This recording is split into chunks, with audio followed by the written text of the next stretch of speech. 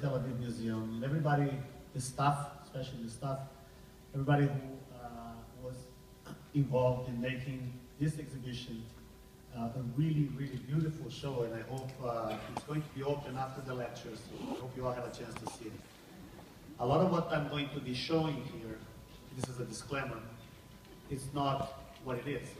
I'll be showing you just a projection.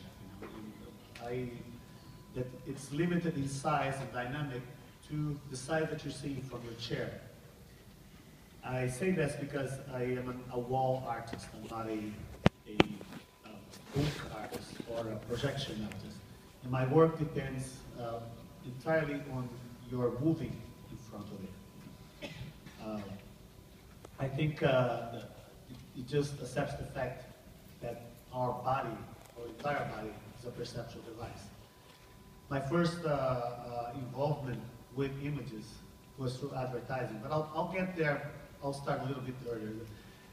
This is a retrospective exhibition. It's not like the kind of show that you put in a gallery and you create a sort of an environment or an idea where people can sort of bounce one photograph from another and create meaning out of it. This exhibition, tells the story of my work since I started being involved with photography. And since you're going to have access to the exhibition, you're going to see it for yourself.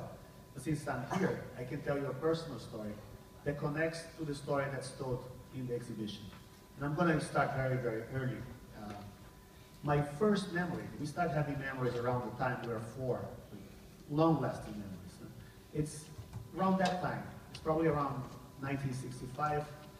And I'm a 4-year-old boy sitting on the lap of my grandmother.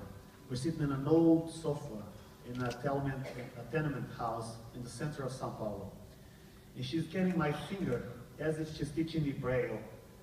And she hides and uncovers the words. And she says that the words as we do this gesture, She would say house or hospital. And she's teaching me how to read. What's peculiar about this, she's teaching me how to read the same way she taught herself how to read without having spent a single day in school. She'd never been to school, and she started looking at her children's books at the time they were on 5th or 7th or 6th and 7th grade. And as if magic, she started looking at them so hard, she started seeing from that, maze of signs that she could not identify meaning. Nobody knows how she did it. Ana Rocha is her name. She was my grandmother. She was one of the smartest women I've ever met in my life. And she taught me how to read at the age of 4 by memorizing the entire shapes of the words. By the time I was 7, I was reading Stevenson's Treasure Island, and I was reading Jules Verne books.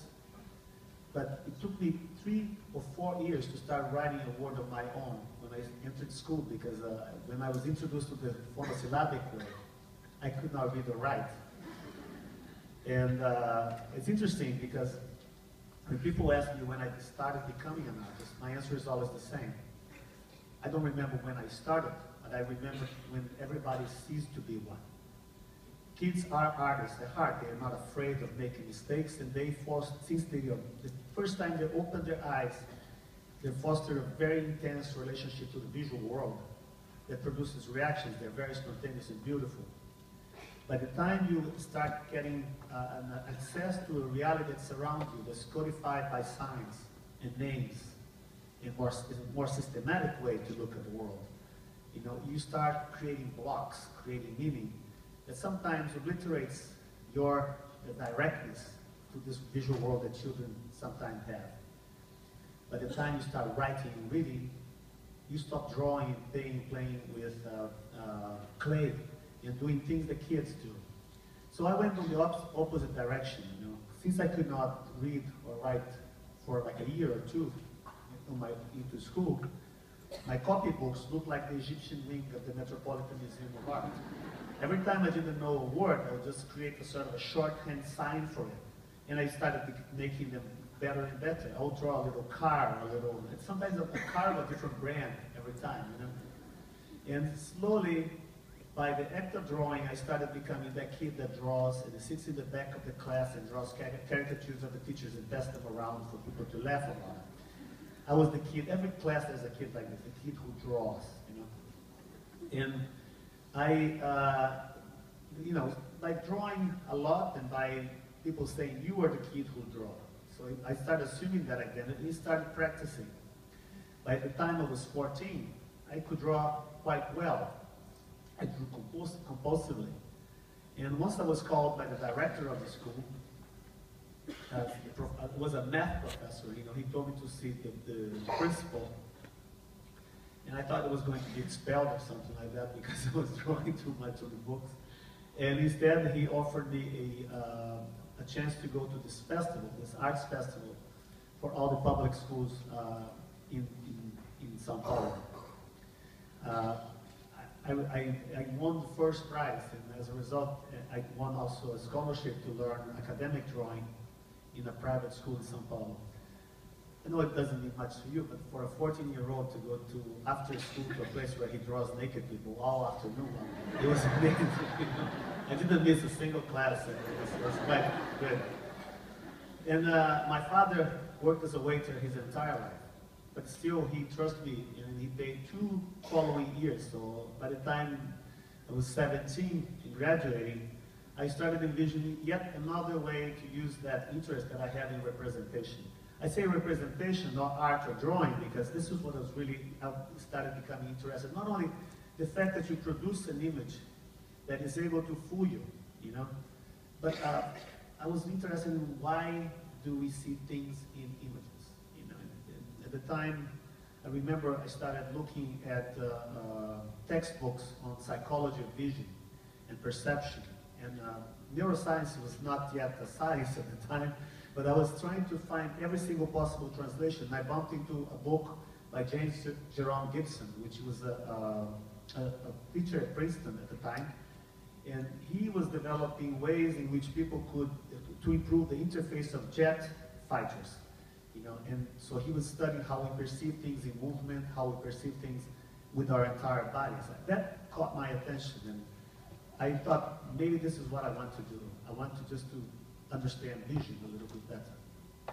I tried twice to exam for the University of São Paulo for psychology, and I was a very good student, I must confess, and I could not do it. And instead I took a half scholarship for advertising, which was one way which I thought I could use psychology, representation, all these things that I was interested in.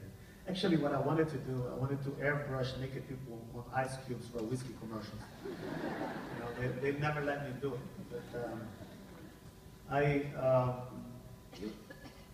I was a teenager at the time, and I must give you some historical context there. It was the military dictatorship in Brazil, and although I wasn't a victim, direct victim of that, I grew up in an environment where you cannot say what you want to say, you know. You have to resort to metaphors. So everybody who grew up in that intellectual environment became very versed in saying things in different ways, or becoming aware that you can say things in many ways. On the other hand, all the information they got to you had to be sort of scrutinized, you have to understand, you have to think about it, and you become cynical. I think my best school was the military dictatorship in Brazil, because I became interested in saying things in different ways and become very critical of all information that comes towards me. When I was about 8-9 months into school, I decided that I would take an assignment I would do for myself. Once I was driving my mother to the bank. I don't know if it was my mother or my girlfriend at the time. I think it was my mother. But I remember going to a bank, and let's say it's my mother, okay? I mean, Tel Aviv is better. And I remember driving to the bank, and I said, "Mom, sounds good. Can you read that billboard?" And she said, "No." Because I could not read any billboard. And I thought it was the fact that I was a self-taught dyslexic person. I could not read anything. So I said, I went around the block and I went a little slower, like 10 kilometers an hour slower. And then she said, can you read it now? She said, no. And I went again, 10 kilometers an hour slower. And I started taking notes. And she said, well, now I can read, but we were almost stopped. So I realized that I could not read the signs, not because I was dyslexic. It was because all the signs were very poorly designed. They would advertise for toys on the driver's side of a road that was parallel, with billboards parallel to the high-speed road. So you had to be a driving, a speed-reading baby that could read backwards to buy that doll. You know, what I did for the next 4 or 5 months, I created a chart that crossed vectors of size of text, angle of approach, and distance to improve the readability of billboards. And at the time in São Paulo, there were only 2 companies that dealt with point of sale. I went to one of them and I told them what I had developed, and they said, well, you know, if you don't hire me, I'll go to your competitors. They hired me with very little money. And that was my first job. And my first job was driving around the city and pinpointing problems with billboards. But for that, you know, you have to walk towards the billboard. And, or you have to drive. This idea of approaching a sign, actually, I do this, I use that even today. You know, it's very present in my work. So I never get to sell the ice cubes that I wanted to sell in whiskey commercials. And I realized that, you know, pretty soon, that wasn't what I wanted anyway.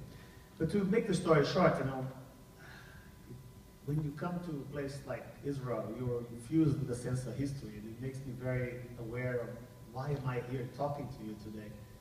And the more I think about it, you know, what are the reasons? It's not just the fact that I learned how to read when I was 4 or I became an artist.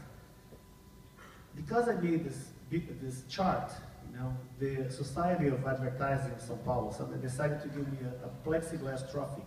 You know, something that they say, oh, you deserve this. I had never received a trophy. I had never been to a black tie party in my life at the time. So I rented a tuxedo. I went to this place. I didn't know anybody there. I picked up the trophy, which was a little square like this. I lost it ever since. But on the way, I went around the place where this was happening, and at the door, there was a fight. And somebody stopped my car and said, this guy is beating my boyfriend to death. You have to help me. So I got out of the car. I broke up the fight. In fact, one of the guys was hitting the other guys with brass knuckles, you know. And then on my way to the car, the victim thought that I was his assailant, picked up a gun and shot the first person wearing a tuxedo that he saw, because everybody was wearing tuxedos. Think about that next time you rent a tuxedo. You know, and this person was I. Obviously, the shot was not fatal. That's why I'm talking to you today. And the good thing is that the guy who shot me, he was rich. So with that, by not asking me not to press charges, you know, he gave me a sum of money. He paid for the hospital bills. With that money, I paid a ticket to go to New York in 1982. And that's primarily the reason I'm talking to you today, you know, because I got shot. But see, you do all this work, and then you applaud me for being shot. See, it works. But when I arrived in New York, my first idea was to actually study theater. It was a little departure from what I had thought of before, but I think there are 2 ways in which you can represent things. You know, one is by a sort of a graphic way. You project a representation of something you know visually, you have seen before. The other, you incarnate, to incorporate that. Primitive societies, they practice both ways. You know, in theater, you just become what you want to represent. And that, I had a keen interest in that as well. But you know, when I arrived in New York, in Brazil, theater at the time, in the late 70s, was almost like a cry out of the political environment. We wanted something more, it was more circus-like, it was more mechanic, more, it was about the engineering of representation rather from talking about politics. And it was a very free theatrical environment. I loved that. When I arrived in New York, you know, they had a very, an interesting avant-garde. It was like it was very heavy, you know. It'd be like a 40, like Richard Foreman, for instance, was one of the directors at the time. He would have like 40 naked, middle-aged, unattractive middle-aged men screaming obscenities for 4 hours on the stage. You had that, and on the other hand, you had cats. You know, there was no place for me there. And for 4 years, I took all kinds of jobs. I was a bartender, you know, things that you do when you go to New York.